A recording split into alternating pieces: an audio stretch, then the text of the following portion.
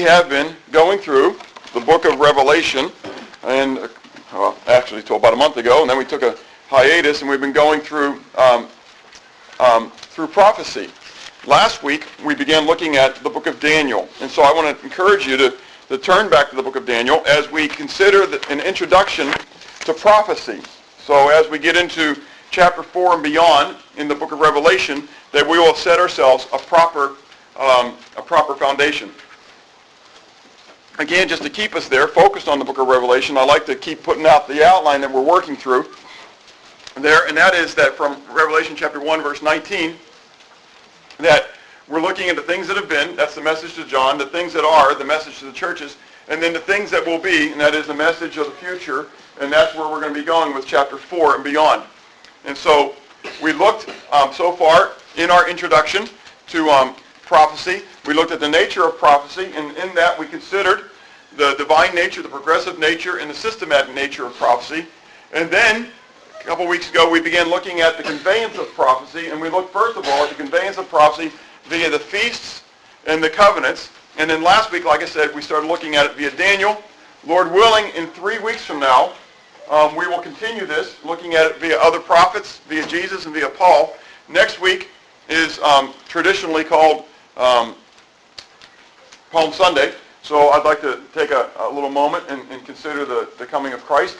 And then 2 weeks from now is Resurrection Day. And so we will consider Christ and the resurrection at that as well. And then we'll come back to this at that time. So then we'll look at the other prophets via Jesus and then via Paul.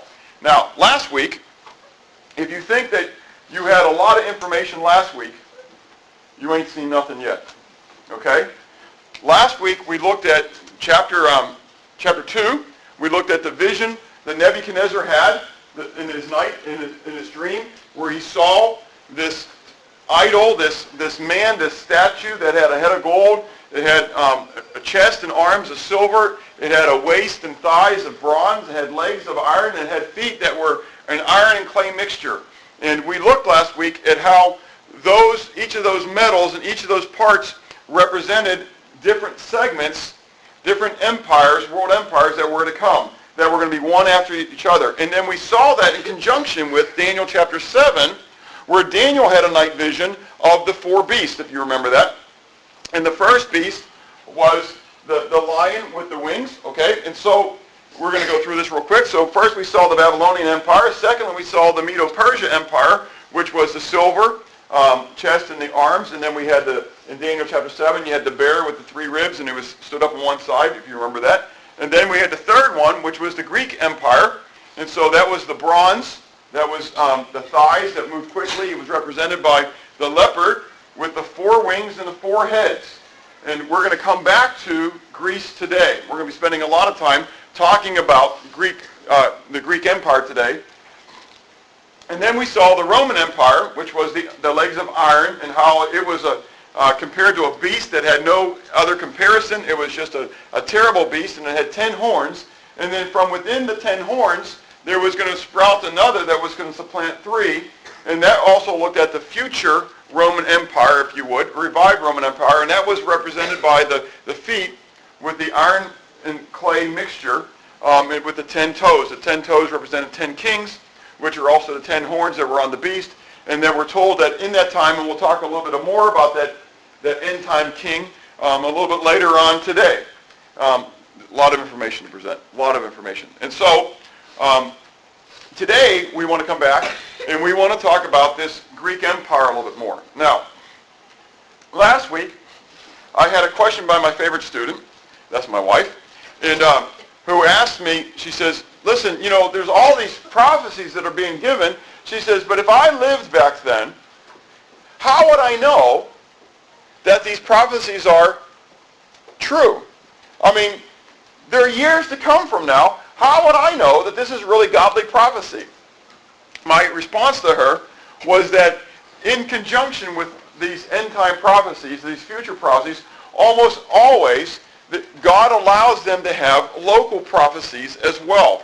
Prophecies that would be fulfilled in a short time. And that would confirm the prophet. And so therefore, if the prophet was confirmed by some of these localized prophecies, if you would, then you would know what? that it was true, and you should give a whole lot more credence now to these further on prophecies, okay? I was excited this week on Tuesday when I was in the car. I happened to go in the car at the right time, and I heard J. Vernon McGee, and before the introduction, as they do the introduction for Dr. McGee, they said, and Dr. McGee's going to answer the question we've had come in about how do we know that these prophecies are true? And I got on the phone to Marsh and I said, hey, get on the radio. It says J. Vernon McGee's going to give his answer. And you know what he said? He says the exact same thing. He said, whenever God gives these prophecies, he always gives localized prophecies to confirm the prophet. And I said, yes, I got one right with J. Vernon McGee. Anyways, and we're going to see that today. And we see that, as hopefully you saw that again last week. And I want to just encourage you that a lot of what we're going to share today has already been. It's not end-time prophecy. It already has been. But the end-time prophecy that we're going to share today is given right in conjunction with the localized prophecy, which wasn't localized to them at that time, but we see it already as history. So even though to them it was future, to us it's history, and so therefore it confirms what is still yet to be future to us. Does that make sense? Because there's certain things that haven't been fulfilled yet. But we know the intricate detail, you're going to see this in a moment, that God spoke through Daniel regarding the kingdom of Greece, the empire, the Greek empire. Phenomenal detail as we're going to see. So turn to chapter 11, and we are going to look through a couple hundred years of Greek empire here. And again, like I said, if you thought there was a lot of information last week, you ain't seen nothing yet. Okay? And so I praise God that God had me use this overhead thing as we go into this, because we're really going to use this today with maps and arrows and whirligigs and everything else. So in chapter 11, we are going to go through chapter 11 right now, and we're going to discuss the empire of Greece. Okay? So beginning in verse 1, it says, also in the first year of Darius the Mede, even I stood up to confirm and strengthen him. Now this, we're jumping in the middle of what began in chapter 10. Daniel has been praying. He's been seeking understanding. And God has sent a messenger to him. And so this is the messenger that's speaking, okay, in the midst of that. So the messenger saying, listen, I've been doing these kind of things. It says, and now I will tell you the truth. Behold, 3 more kings will rise in Persia. That's Medo-Persia, right? And the fourth shall be far richer than them all. By his strength through his riches he shall stir up all against the realm of Greece. Now remember what I told you last week, that when Daniel was first getting the prophecies, when Nebuchadnezzar had his dream, Nebuchadnezzar was the king of Babylon. And so when there was Medo-Persia, and then there was Greece, this stuff was unknown. And then Daniel has the night vision, and we're told that it's going to be Medo-Persia, and then it's going to be Greece. It was just nuts. Greece wasn't even a blip on the map at the time. Okay? And so here we're told that Medo-Persia, that the fourth king is going to start pushing against the realm of Greece, which again, at this moment, is nothing. Philip hasn't coagulated all these tribes together yet to even be called a Greek empire. Okay? And so before it ever happens, he says, this is what's going to happen. So they're going to be pushing up against them. Okay? Now, so he's going to push up against them, and then a mighty king shall arise, who shall rule with great dominion and do according to his will. Now, we know that mighty king was Alexander. And Alexander is represented by the leopard, if you would, and by the thighs of bronze. Alexander, almost as it says in chapter 7, as chapter 8, talking about the goat which flew across the nations to attack the ram.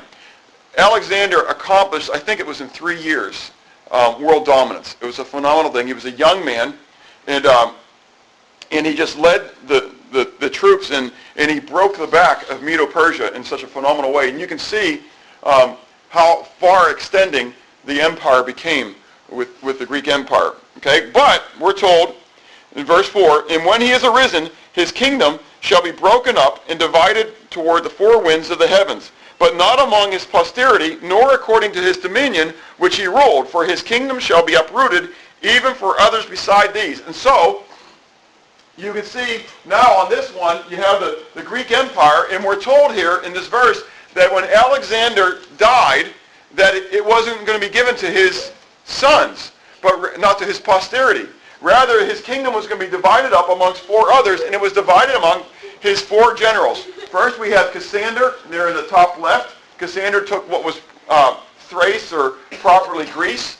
It was going to be Lysicamus, okay, which was Thrace proper. There was going to be Seleucus, the Seleucid Empire, which was the Syrian Empire, but it was going to be by Seleucus I.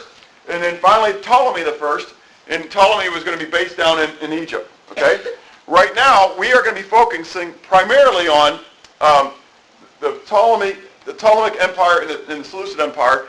In the very beginning, we're told here, verse 5, I'm jumping ahead of myself. Verse 5, let's read this in context. It says, also the king of the south shall become strong as well as one of his princes, and he shall gain power over him and have dominion. His dominion shall be a great dominion. And so in the very beginning, Ptolemy the first, actually had greater power, and he actually gave Seleucus some of the power that Seleucus had up in the Syrian Empire. Amazing thing, okay? So he's initially stronger, and so then Seleucus then becomes strong as well. Now what we're going to see in verse 6, that there's this alliance that's going to begin. It says, and at the end of some years, they shall join forces. For the daughter of the king of the south, that's Berenice, shall go to the king of the north, that's to Seleucus, to Antiochus II, Theos.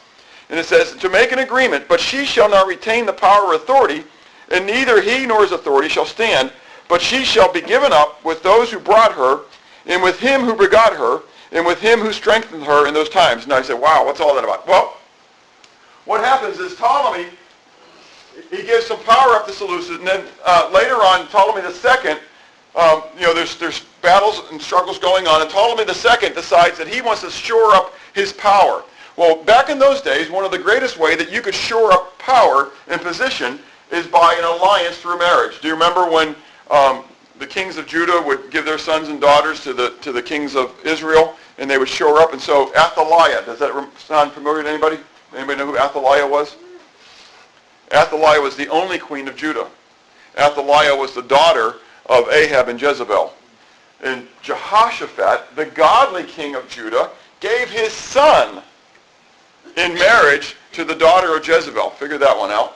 And so then the son died, and she turned around and killed off everybody else so that she could have the throne. And so Athaliah reigned in Judah for a period of time, and that was when Joash was hidden as a baby and risen up for 7 years and took it. That's another story. So anyways, but it was common back at those times that they would try to make this alliance. And so Ptolemy II gave Berenice, okay, but in the Greek it would be Berenike. So he gave Berenike to Antiochus the Theos,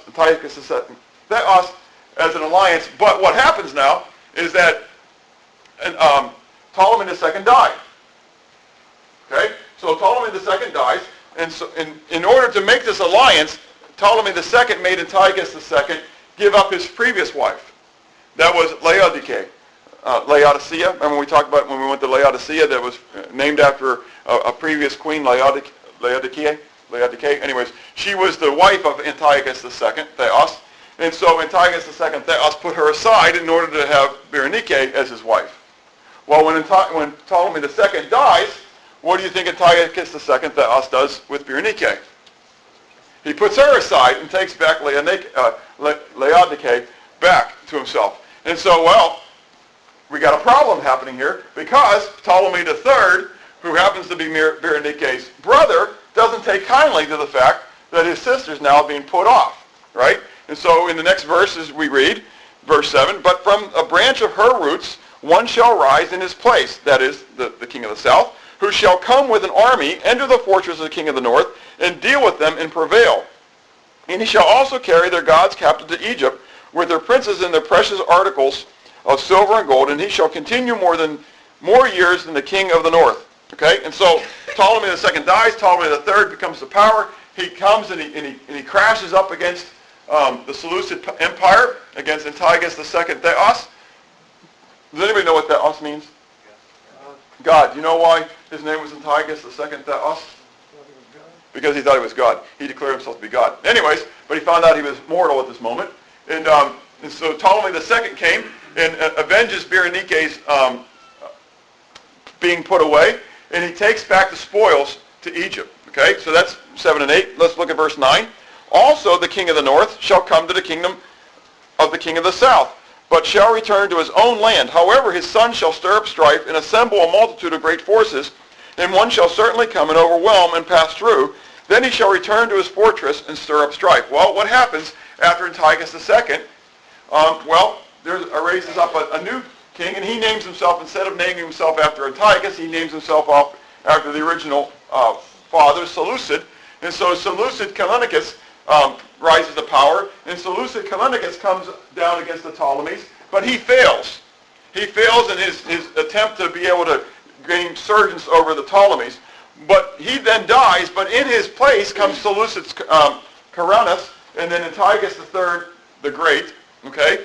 And so his sons then, Seleucid Caranus and Antiochus III the Great, they succeed. So they continue on the battle. So understand, as we go through this prophecy, every time you see this king, the king refers to a kingdom for both things. And so we're rapidly going through the ascensions of all these different kings, okay?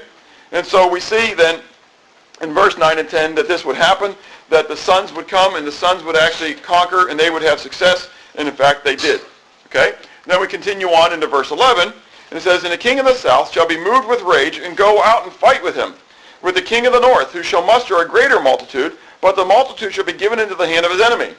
When he has taken away the multitude, his heart will be lifted up, and he will be cast down tens of thousands, but he will not prevail.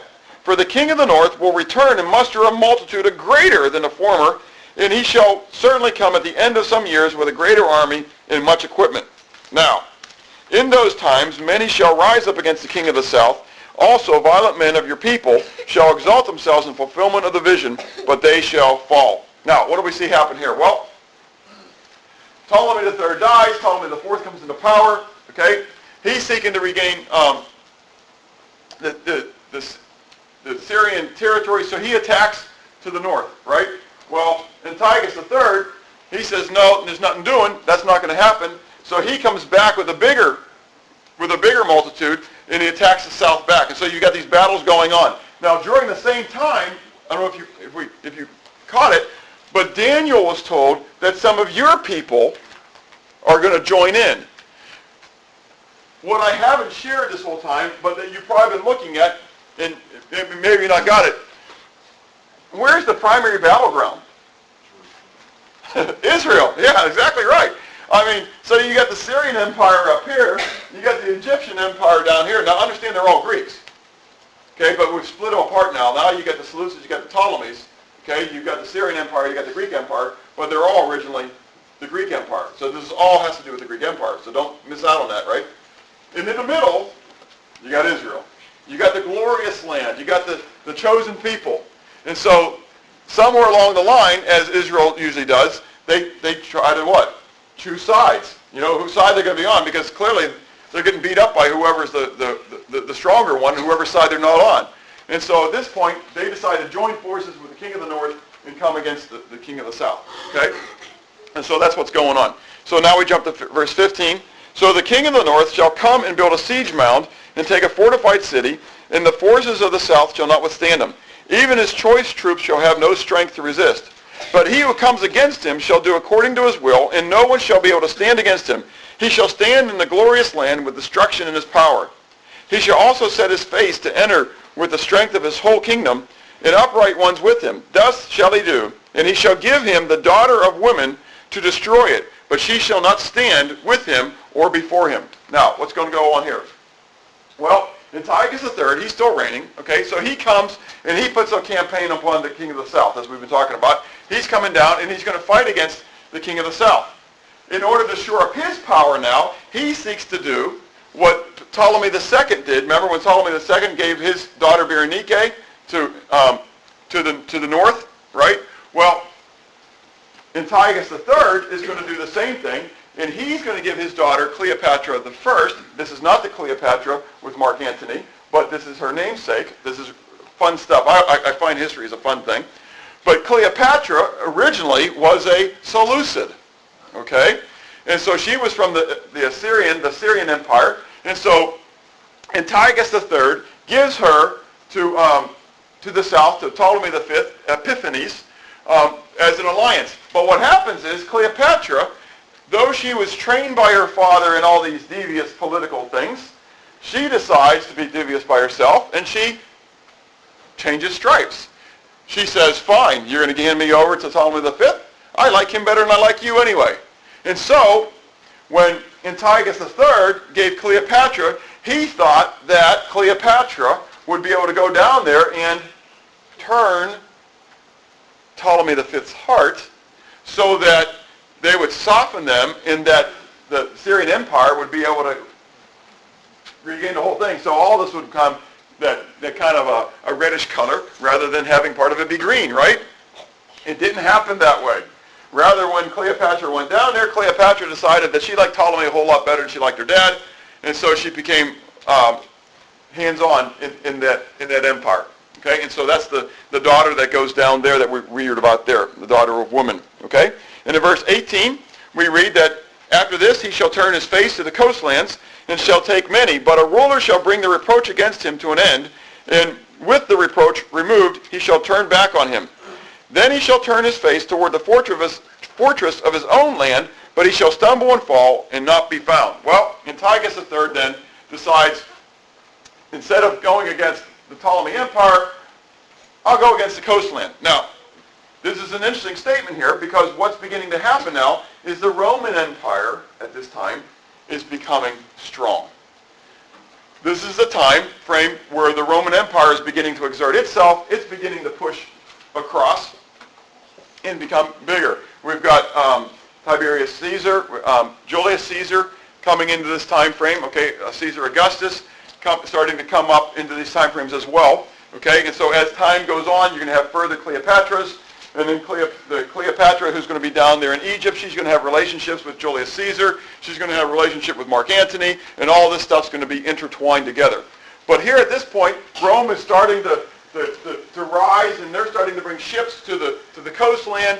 And so Antiochus decides, well, I can't mess around with Ptolemy right now. My daughter's down there. This doesn't work the way I wanted it to work, so I'll start going after the Romans. Well, the problem is that he goes against the Roman forces, but he was repelled. He lost there too. So he went back home. He decided, I'll come back home and I'll try to shore things up at home, but what happens when he goes back home? He dies. And so Antiochus III is gone. Now, after Antiochus III passes away, he's replaced by Seleucus Philopator, and Seleucus Philopator only reigned for a short period of time. He was known as the tax king. He tried to tax everybody. And right after him arose Antiochus IV Epiphanes. Now, Antiochus IV Epiphanes, we're going to read about this in a moment, was not a well-loved emperor. He called himself Epiphanes, which means the illustrious. But the people referred to him as Epimenides, which means the insane. And so he called himself Antiochus Epiphanes. They called him Antiochus Epimenides. And so, anyways, and so here we read, beginning of verse 20, there shall rise in his place one who imposes taxes, and that's Seleucus Philopator, on the glorious kingdom, but within a few days he shall be destroyed, but not in anger or in battle. And in his place shall rise a vile person, that's Antiochus IV Epiphanes, to whom they will not give honor of the royalty, but he shall come in peaceably and seize the kingdom by intrigue. With the force of a flood they shall be swept away from before him and be broken, and also the prince of the covenant. Now, we are going to start moving toward a time to verse 35 where we're going to be talking a lot about this Antiochus IV Epiphanes. Antiochus IV Epiphanes is seen to be a type of Antichrist who is to come. I have some tea. Thank you, though. I appreciate it. And so as we begin to read about Antiochus IV, that you'll note that a lot of the things that are going to be stated about him, the things that he will have done to the land, is going to be things that we're going to see what is commonly referred to as the Antichrist, or the king of the future, will do as well to the glorious land. Okay? And so we want to begin reading here. Make sure where I'm at. Yep. Epiphanes attacks the south and uses deceptive diplomacy. So let's pick it up.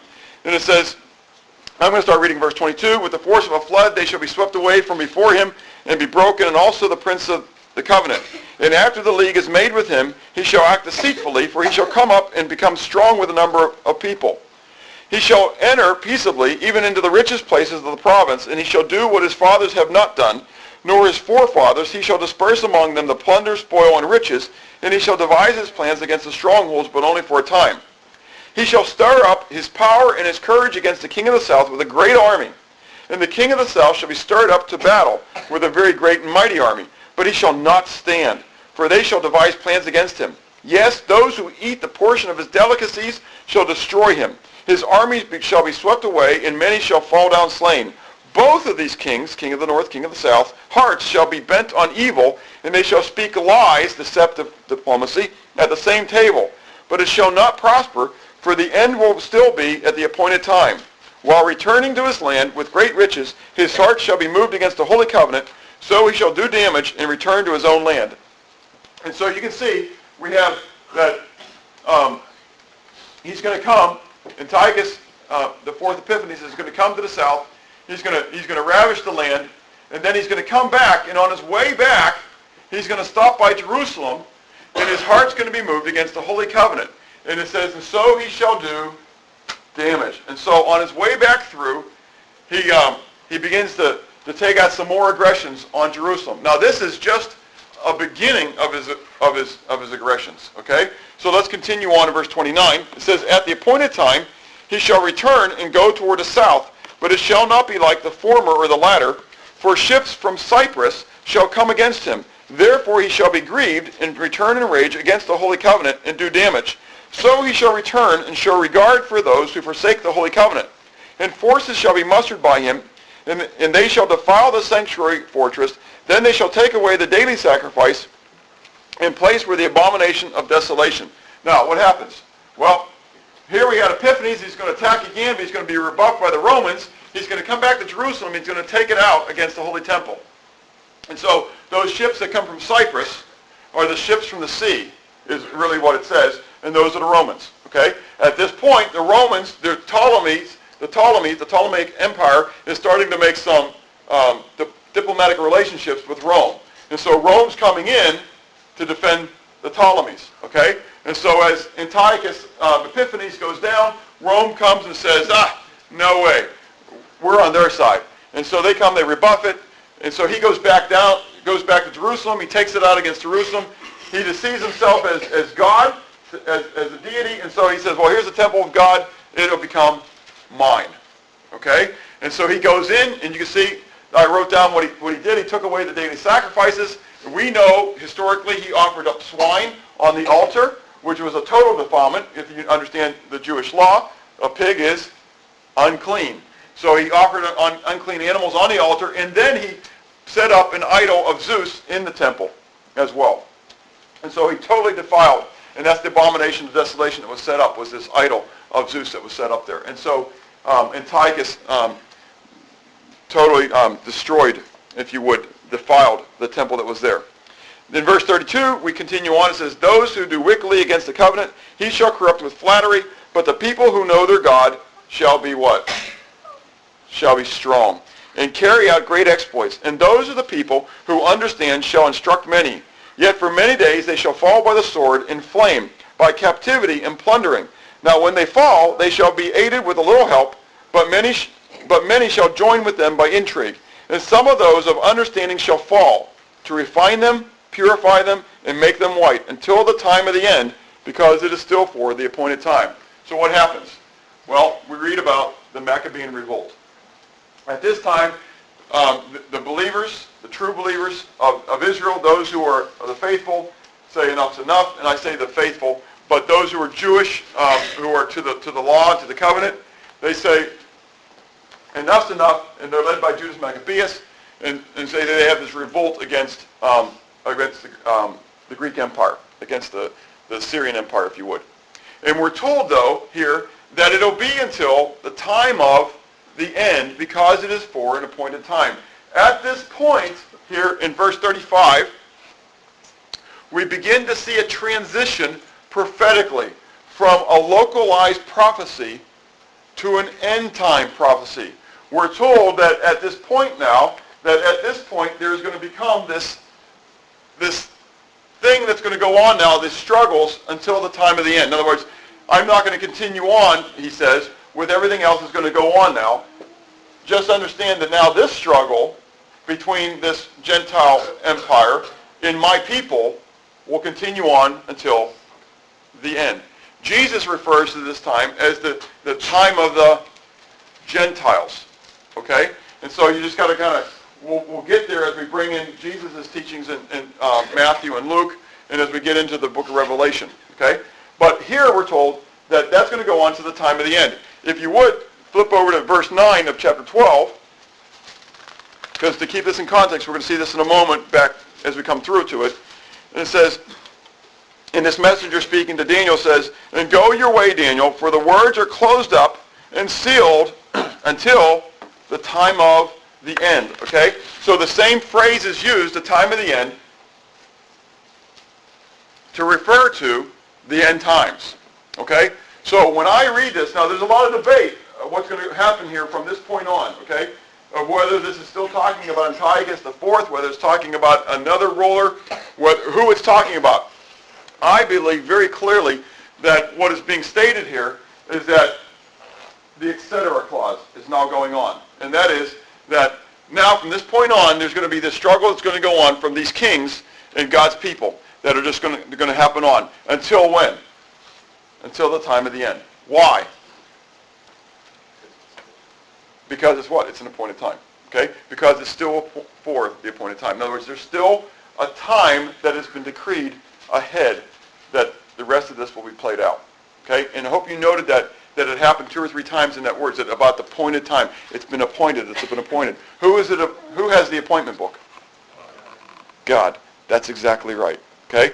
God is, I mean, this is phenomenal stuff. When I hope you're overwhelmed. A lot of this may have been boring to you, but I hope that you were overwhelmed by the detail in which God gave to Daniel about what was going to happen in the future Greek Empire. Now, before we move on to the future side of this, the weight of the intricate detail and how it played out exactly how God declared through Daniel gives credence to the rest of this, that it'll happen exactly how God says it'll happen. Does that make sense?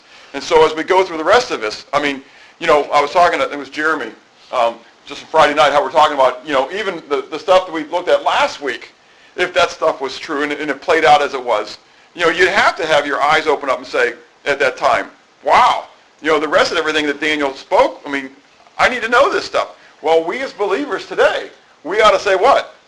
Wow, I ought to know the rest of what Daniel said. I ought to know what the rest of Zechariah and the rest of Hosea and the rest of all these other ones. And so I want to encourage you. This is a smattering. We're flying through this stuff. Take some time to spend time in the Word. Study to show yourself approved unto God, a workman that needeth not to be ashamed, rightly dividing the word of truth. Many people don't take the time to spend time in the Word so they can rightly divide it. And I'm going to encourage you to do that. Now, I believe that in this point then, we are beginning to move into a new phase of this, and we're going to be starting to see the end time king, okay, here in verse 36. And I say that because of what we just said in verse 35, that was going to go on to the time of the end. And so now we have verse 36, "Then the king shall do according to his own will. He shall exalt and magnify himself above every god, shall speak blasphemies against the God of gods, and shall prosper in the wrath, and shall prosper till the wrath has been accomplished, for what has been determined shall be done. He shall regard neither the God of his fathers, nor the desire of woman, nor regard any god, for he shall exalt himself above them all. But in their place he shall honor a god of fortresses, and a god which his fathers did not know, he shall honor with gold and silver, and with precious stones and pleasant things. Thus he shall act against the strongest fortresses with a foreign god, which he shall acknowledge and advance its glory, and shall cause them to rule over many, and divide the land for gain." Now, what are we told about the exploits of this end-time king? First of all, we're told that he shall do according to his own will. He shall do according to his own will. In other words, he will be powerful enough not like these Greek kings, okay? This is important to think about. I've just said that the Roman Empire was starting to what? to increase. Okay? Was Antiochus able to exert his will upon the south? Not at all. He was rebuffed. Okay? And so clearly it cannot be a localized king at this point because the kings of Greece have lost their power. Okay? They hang around for a couple more generations, but they just become puppets. They become more and more puppets to the point where we read that when Jesus was born, we read about, it was in the days of when? When Quirinius was the governor of Syria, or if you would, the Seleucid Empire. Okay? And so Cyrenius at that point was in that area. And so those empires, the Seleucid Empire and the Ptolemaic Empire, begin to wane. Okay? And so clearly this king, this end-time king that we read about in verse 36, is able to do whatever he wants to do.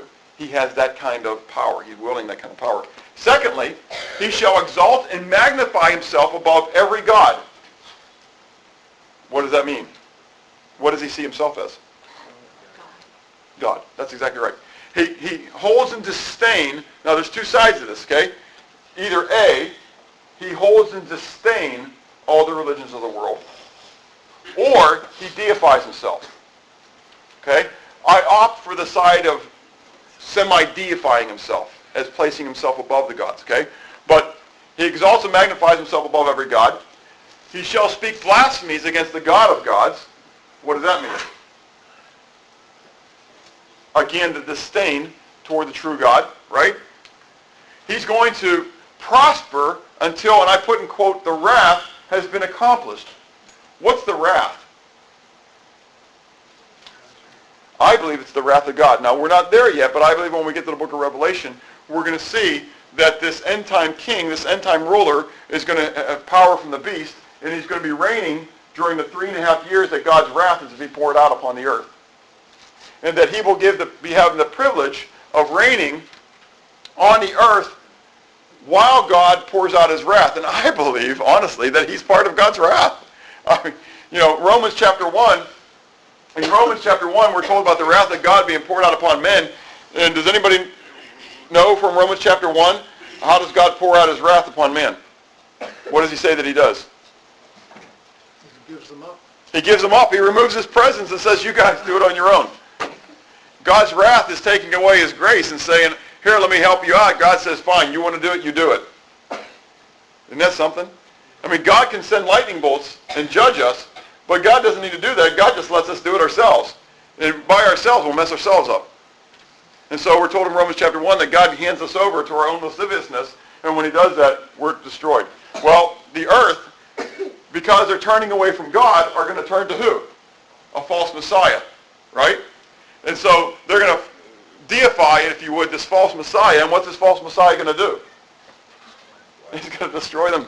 So there's going to be the wrath of God being poured out, as we look at the bowls of God's wrath coming forth. But a lot of this stuff is probably going to wind up being just judgments coming from this guy himself. He's going to be his own idiot, if you would. So we're told that he shall regard neither the God of his father nor the desire of women. Now, understand that there's a capital G here on my screen because it's capital G in the New King James, but that doesn't necessarily mean that there's a capital G in the Hebrew, okay? An interpreter put a capital G there, okay? So, get rid of the capital G and put a small g there. We don't know which one this is, okay? He shall regard neither the God of his fathers. Now, I don't know who the God of his fathers may be. This could be saying that he's somebody who was of a Judeo-Christian descent, but it could mean that he just doesn't follow any gods, okay? The gods of his fathers, nor the desire of women. Now, some people have really struggled over that. What does it mean, the desire of women? Is he a homosexual? Is he a celibate? What is it? Is it maybe that he's not a he, but a she? I don't know. Clearly, the masculine is being used the whole long way here, so I opt for the fact that it will be a man. But there is a potential, as there was in all these other kingdoms, that the ruler of the kingdom is actually a female. Cleopatra actually reigned down in the Ptolemaic Empire for a period of time. And so it says that he shall not regard the God of his fathers, nor the desire of woman, nor any God, for he shall exalt himself above them all. He deems himself as what? Better than anything else. Okay? Finally, he shall honor a God of fortresses, even a God which his fathers did not know. Now, this is really interesting when you start to try to analyze what does it mean, a God of fortresses? Well, what's a fortress? A stronghold. Okay? How? For what? Keeps others out. Keeps others out. But if you picture a fort, it's defensive, but it's defensive for what purpose? For war. It's not just a wall, but a fortress has in its mind a battle, a defense, that there's going to be a war. And so he shall honor a God of fortresses. I think that there's going to be, this individual is going to give great credence to a military prowess, okay, is really what I think, and a defense system in that military prowess. I'm not saying this is it, okay, but this is something to just kind of start putting some indices in your brain to kind of put things together. In the days of Ronald Reagan, we began to work on a particular system, a Star Wars system, okay? What is it? A missile defense system. Now we're going to have this big shield in the sky, right? And think about it. As we've gone through all the years, the idea is that this shield's going to do what? This fortress, if you would, is going to do what? It's going to protect us. And so we've tested it so that we've tried to have missiles coming from Asia and to see whether we're going to be able to use this missile defense system and shoot things out of the sky before they ever get to us. Is that it? Probably not. Is it a forerunner of it? Potentially. Okay? I'm just saying, at those days when these prophecies were being given, okay, they didn't have a clue of having satellites in the sky. Does that make sense? And having this missile defense system and actually having missiles, projectiles that were going to travel beyond just the catapult, but that are going to travel from one continent to another continent, these ICBMs going on. So you have to kind of bring it into your modern day today. What would this God of fortresses be? I don't know. But that is clearly one of those things where we could start to look at a modern day fortress, not necessarily a castle. Computer firewalls. Good. Yeah, awesome. That's exactly right, especially with the internet now. And you know what it means just every time you do a greater encryption, it just means what? You just give those ones who want to break the encryption a bigger logical puzzle to solve. So then we have the end of the end-time king now coming in beginning of verse 40. It says that at the time of the end, the king of the south shall attack him, and the king of the north shall come up against him like a whirlwind, with chariots, horsemen, and with many ships, and he shall enter the countries, overwhelm them, and pass through. He shall also enter the glorious land, and many countries shall be overthrown, but these shall be escaped from his hand. Edom, Moab, and the prominent people of Ammon, he shall stretch out his hand against the countries, and the land of Egypt shall not escape. He shall have power over the treasures of gold and silver, and over all the precious things of Egypt. Also the Libyans and the Ethiopians shall follow at his heels. But news from the east and from the north shall trouble him. Therefore he shall go out with a great fury to destroy and annihilate many. And he shall plant the tents of his palace between the seas and the glorious holy mountain. Yet he shall come to his end, and no one will help him. Isn't that interesting, huh? So, what do we know about this guy? Well, he shall respond to the attack of the king of the south with great fury and force. Somewhere along the line, a king of the south is going to rise up against this guy. Okay? Now, who will it potentially be? Will it be an Egyptian power at this point? I don't know. It could wind up being a Muslim force that comes up from the south. That would be an interesting thought process, and as you see those things. I don't know. We kind of seek to interpret things based upon our what? Our current affairs, okay? And so if I was to pushed into a box to say, well, who is it? I would probably opt for that potentially the Muslim faithful haven't fully given over to this messianic guy, right? Because he's not giving credence to who? Allah. Isn't it amazing that, those who have a little credence to Christ easily give it up, but those who are faithful to Allah will die for it. Just remember that, okay? So anyway, so there's an attack upon him, and so he comes back and he goes with great fury and force to come back against him. And then we're told that after that he shall enter the glorious land and overthrow various countries. Now, the glorious land, as we understand it, is what? It's Israel. Now, the question that you have to ask yourself is, what's Israel?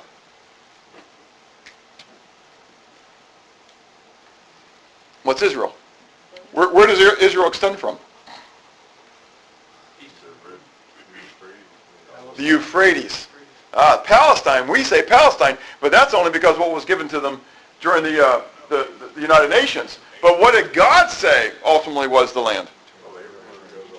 From the Euphrates down to the Brook of Egypt. That's exactly right. So, what's a part of the glorious land? Well, Ammon is, Jordan, that's Jordan, okay?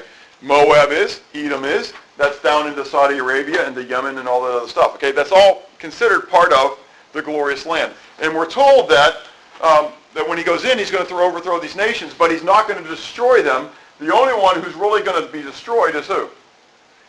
Egypt, okay? That Egypt's going to suffer. And maybe because that the place that the battle began or came out of was Egypt. And so, so when he squashes all this, maybe he doesn't necessarily wipe out these other countries so much. He kind of just slaps their hands a little bit, but then he really beats up on Egypt. I don't know. I mean, again, this is prophecy. I'll let you know in 1,000 years from now. Third, we're told that he shall go out with great fury to destroy many upon the troublesome news from the east and the north. So something's going to happen. He's going to get news that somebody else is causing a disturbance, right? Now, at this point, you see something happening from the south. Now you hear troublesome news from the north and the east going on. What do you begin to understand about this guy's power? It's starting to wane. People are starting to do what? They're starting to see through this guy. That's exactly right, okay? And so people are starting to rebel, okay? And so we're told then he shall plant the tent of his palace between the seas of Jerusalem. He'll come to his end, and what? Nobody comes to help him. That usually, when you see that nobody came to help you, that usually means what? You had no real friends. Real friends. You had a lot of friends probably, but you had no real friends, okay? So that was the end. Now, the epilogue is in chapter 12, and I don't think we're going to get to chapter 9 today.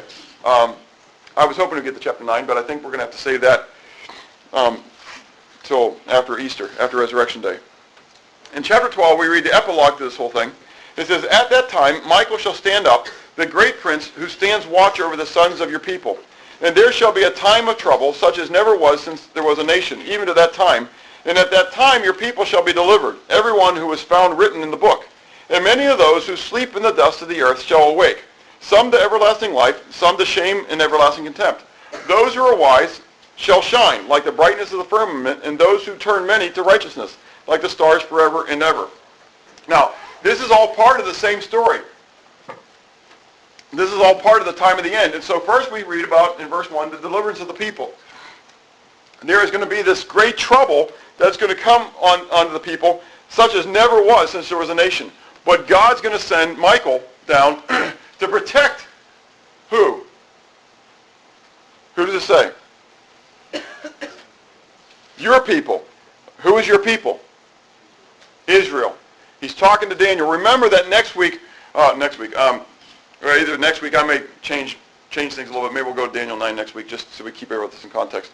Anyways, and when we go through the 70 weeks, because it's to your people. And so this is an important statement, So this trouble is going to come upon Israel, okay? There's going to be trouble in Israel, but there's going to be a deliverance that comes from God. God's going to bring a deliverance, and it's come through Michael.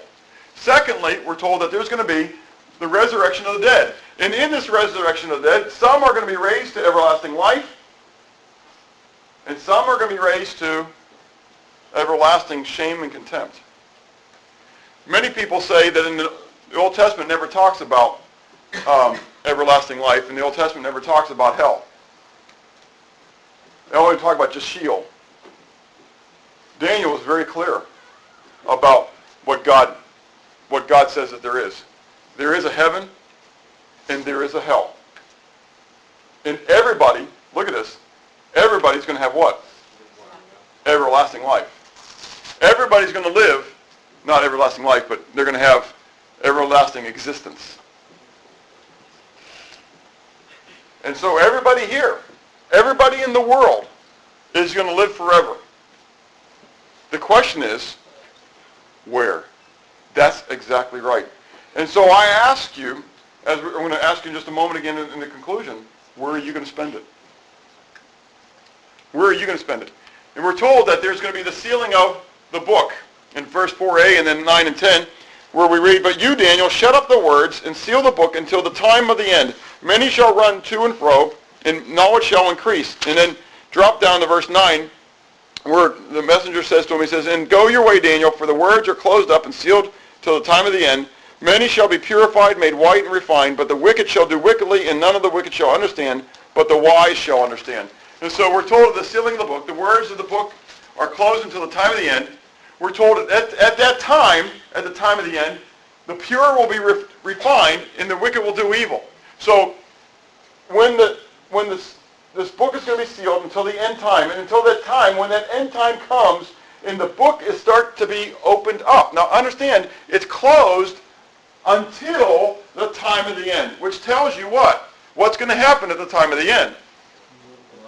It's going to be opened. Well, what does that mean? Well, drop down to here. The wicked will not understand, but what?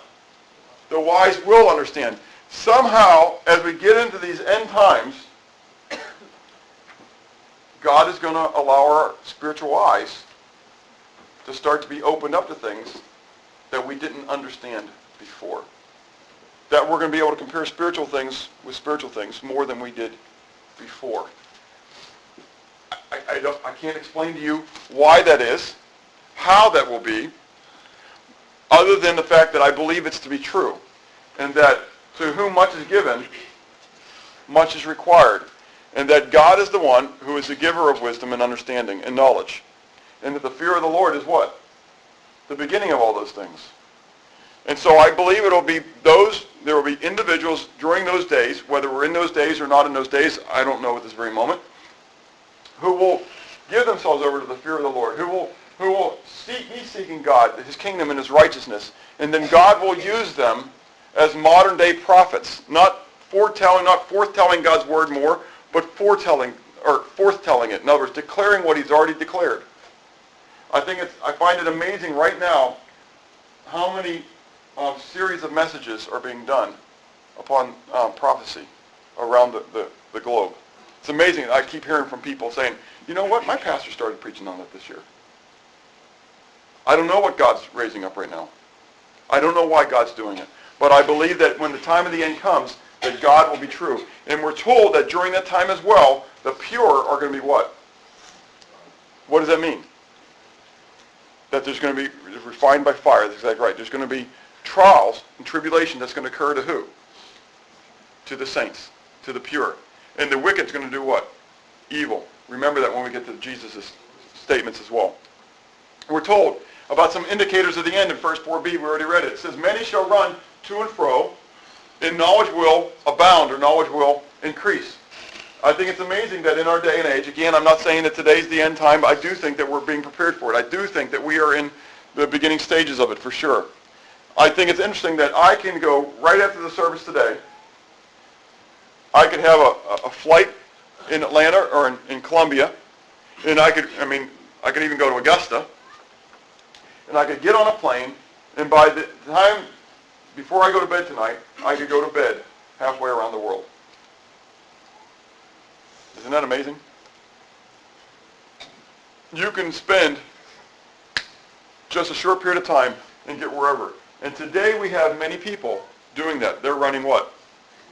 To and fro. All over the place. I mean, talking about life being very what? Hectic and very busy.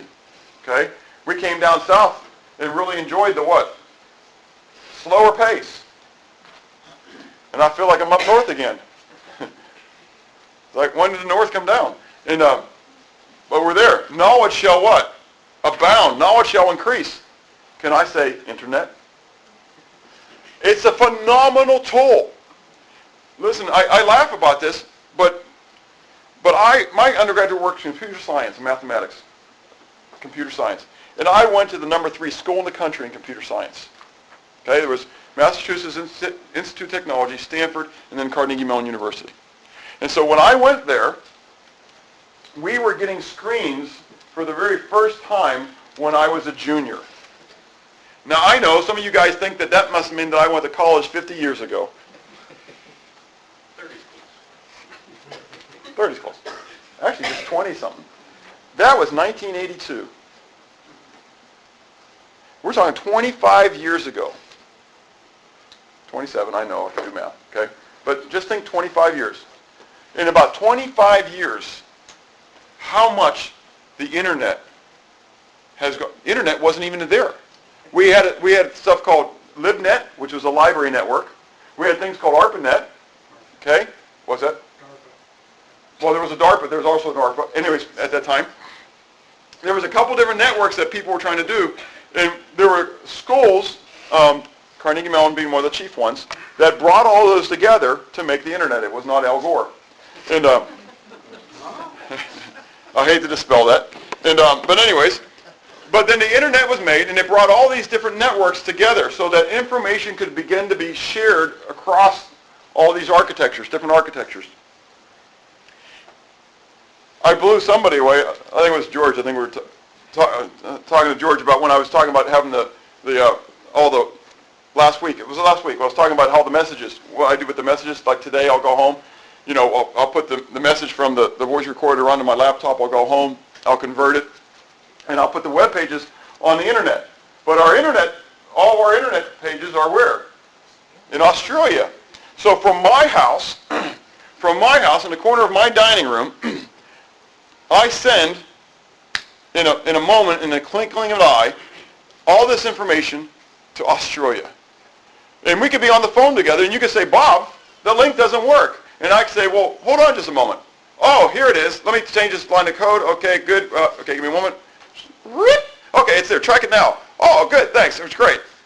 And in just those 3 minutes while we're talking on the phone, you know, we could be sending information to Australia from my computer to Australia and from Australia back to your computer while we're talking on a phone in real time. Isn't that mind-boggling? I mean, you could call somebody around the world. I have Skype on my computer. Skype, do you? It's audio-visual. If you don't have it, it's a fun thing. And so we talk to missionaries in Germany. We can see them, you know, and we can talk to them. And it's real time. Knowledge shall increase. I don't know if Christ should tarry, what this is going to look like 25 years from now. Isn't it an amazing thing to think about? We're told about the timing of the end. And at the timing of the end, we're told about the time of the abomination and desolation and that kind of stuff. We're told it's going to be for a time, times, and half a time. And we'll talk about that a little bit more next week when we come to the 70 weeks. But a time is a year, and so times is plural, that's 2 years, and a half a time is a half a year. So you have a time, a times, and a half a time, that's 3.5 years. Okay? So just suffice it to say for that. And then we're told about an additional period of time that's beyond that many people have declared probably is the time of the judgment, a time of the new administration taking hold. I don't know exactly what all it's going to be, but it's probably there. Now, all this is to say, and I'm going to fly through all this stuff here, okay? So pretend you don't see this, because you'll see it next week. Okay. What is your view of biblical prophecy? Now, coming into all this, okay, over the last couple weeks, what would you have said? Did you see this stuff is just, like we said last week, that it was just coincidental or actual? Do you believe that these events will actually happen as the Bible foretells? If you do, what effects does it have upon your life? What effects should it have upon your life? Is your name written in the book? Will you be resurrected to everlasting life or to everlasting shame and contempt? Let's close today singing A New Name Written Down in Glory. Okay? That's 521. I trust that everybody here's name is written down in the book already.